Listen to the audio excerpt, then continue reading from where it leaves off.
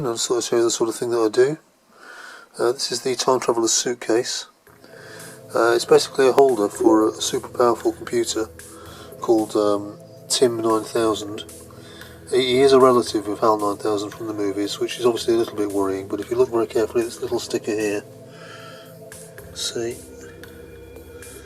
he's certified non-homicidal, which is obviously of immense comfort. I'm going to sneeze, hang on. Tim 9000 knows all about the future. He knows everything that's going to happen in complete detail. He knows the consequences of all of our actions and what's the best thing to do and what's the wrong thing to do. Unfortunately, he is charged with making sure that the timelines don't get messed up, that reality carries on its way, so he can't divulge any of this information whatsoever. So he sits there mute, silent, a massively powerful computer intelligence, but he's unable to actually say anything, apart from the occasional frustrated squawk when he hears us discussing doing something particularly foolhardy. Bit of a waste really, but there you go. The way the actual machine operates, I'm sure he's responsible for this, is you just speak into this microphone here, and make sure you're holding onto the handle when you actually state where it is that you want to go, and everything will be fine, hunky-dory. So what the rest of these buttons and dials are for, we're not really sure, to be honest. The big red button is of course particularly tempting, but we think that's a trick put there to trap us into pressing it and probably losing everything, so we'll leave well alone. We're happy with all the settings that are here. This is the nuclear reactor, small one obviously, which is, of course you can't switch the nuclear reactor off, it has to tick over all the time, so the entire object serves a second function as a nightlight, which is very good. Some of the accessories that come with it is the time communicator. It's like a walkie-talkie, and it goes through time. It is the only one of its kind, so there isn't another one for it to talk to. But it's quite robust, and it exists up and down the timeline with all its various owners that it's had over the years. But frustratingly, you're only allowed to talk to people from the future, and you're only allowed to hear from people from the past. Because otherwise, again, you might alter history and that sort of thing. So it's basically full of people. You listen to it for a while. It's just full of people going, "Hello, is there anybody there?"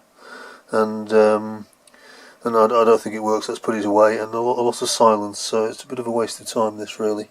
But it's terrifically clever. It's just stymied by bureaucracy, really. Into this space fits the remote control watch, which I've got here. There we go. So it's got all the same features. It's got a little switch here, a switch here. It's got a red button. There we go. Got a red button. It's got a microphone there.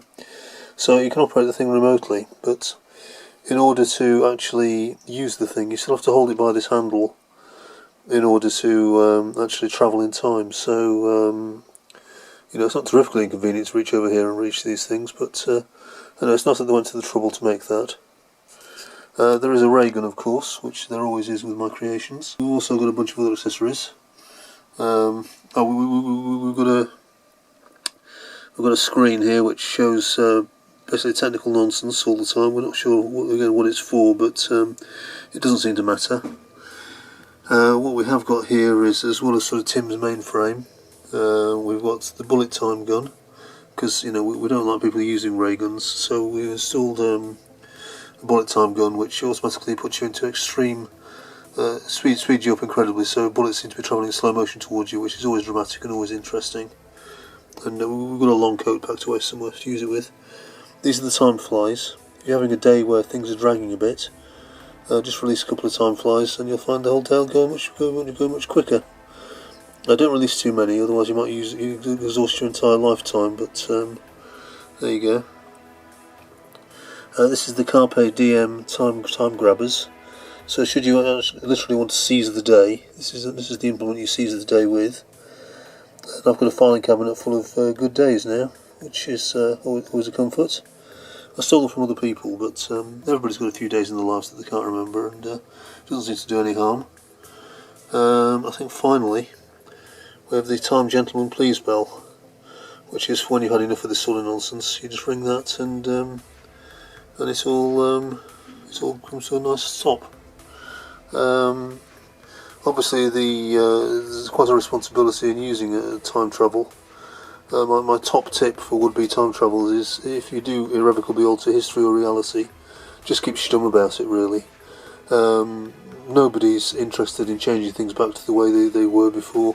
Everybody's usually pretty satisfied with the new reality that takes over, and they just think you're a nutter if you keep going on about a different reality. So just quietly walk away from the whole situation and learn from it, really. And that's it. That's the time traveller's suitcase.